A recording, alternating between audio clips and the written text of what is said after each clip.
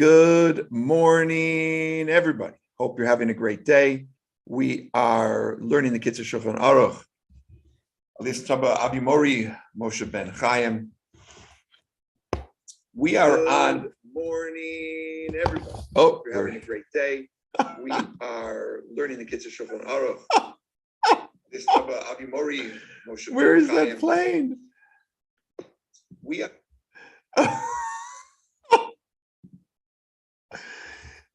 This has been a Monday, everybody. This has been a Monday. All the, right? We'll get it all out of our system on this Monday.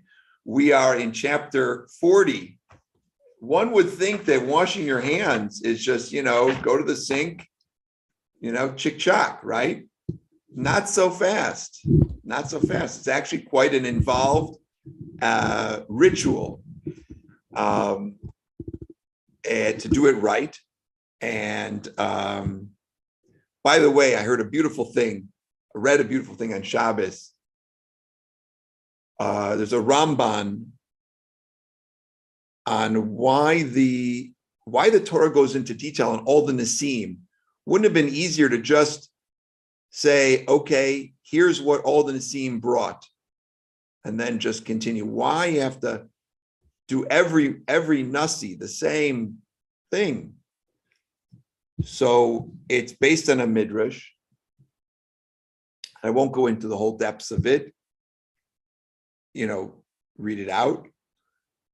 The idea that the midrash brings is this: is that each tribe, each representative of every tribe, brought the same thing, but for different reasons.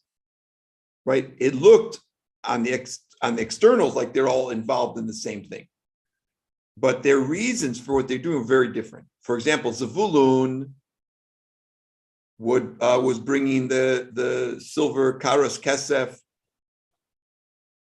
silver plate. That was for reminding them of the sea where they got their parnasa.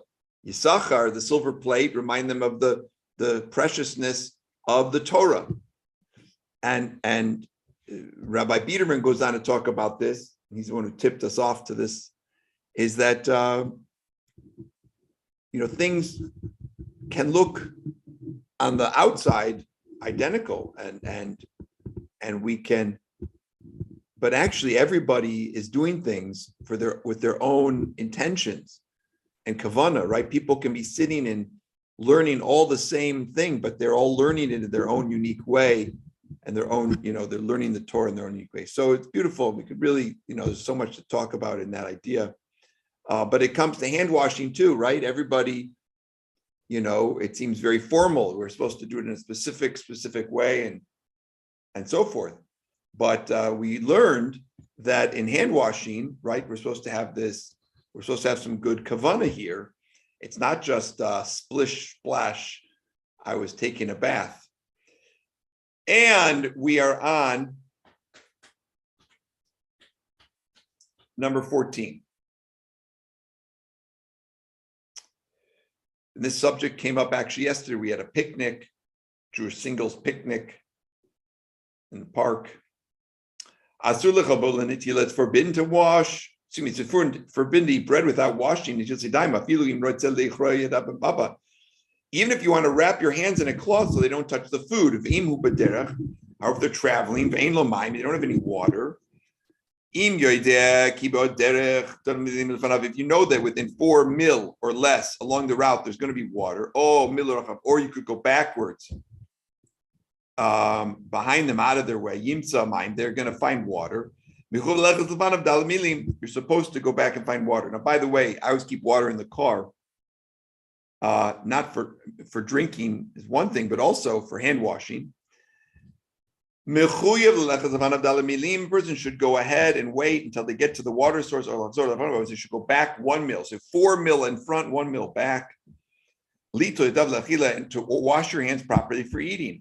Aval, however, if there's not going to be water there, back or forwards, aval, you're not going to find water there. Let's say he's going with a group, right? And if you Misyara the parami, they're gonna like, well, you can go back, but we're gonna keep going, and he doesn't want to be left behind, or she, right? And i.e., there is some kind of, it's better to travel, right, with your group. And then so is there any other thing that's going to prevent you from washing your hands? Okay, what do? He says, wrap your hands in a cloth. Wear gloves or eat in a way that without touching your food. So let's go into this a little bit. So what is the distance? A mil is approximately 2,000 amos, 0.6 to 0.7 miles, about 1 kilometer, more or less. It takes 18 minutes to walk 1 mil, 72 minutes to walk 4. Okay, so according to the Bir Halacha, someone who's traveling by train has to travel the time it takes to walk 4. So the idea that the Shulchan Aruch was bringing is the time it takes for water. So it wants you to say, you should go wait 72 minutes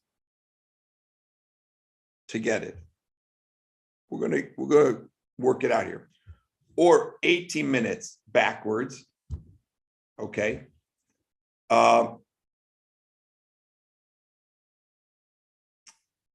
let's say the Mishra says you're staying in a place that has no water. You only need to travel up to 18 minutes. Let's say the person doesn't know if they're going to find water, or let's say they're very hungry, right? Let's say a person's very famished and they don't know if they can walk the 18 minutes or wait the 72 minutes. And if you got kids, they can't wait 5 minutes.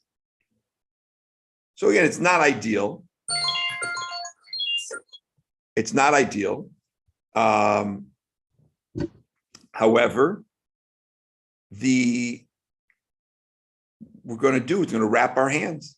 We're going to wrap our hands, or I find it much more convenient to take a napkin and wrap the bread, and you're going to say hamotzi, right? And you're going to eat your sandwich, and you're going to bench afterwards just like you would normally, except because of the situation that we have, we're not going to be able to wash our hands.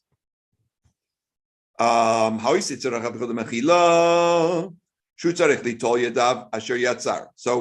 we're actually going to continue this one tomorrow. And it's going to get a little bit more intricate. We need some more time.